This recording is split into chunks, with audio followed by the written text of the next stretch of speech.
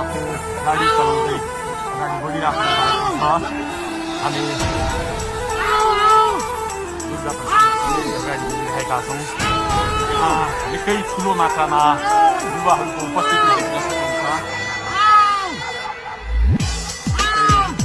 ठुलो मात्रामा युवाहरूको उपस्थिति प्रहरीको मार छोडेर दुर्गा प्रसाद आफै अगाडि बढ्दै हुनुहुन्छ।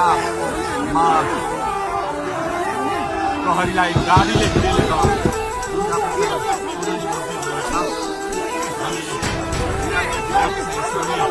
अगाडि बढ्दैछौँ। कहाँ कसैले रोक्न सक्ने अवस्था छैन। कसरी प्रहरीलाई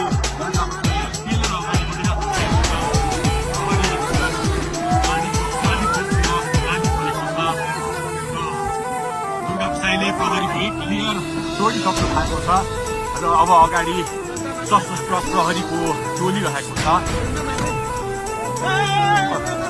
उहाँ अगाडि बढिराख्नु भएको छ। यो गाडीमाथि प्रहरीले अन्दाज लाठी चार्ज गरिरहेको छ।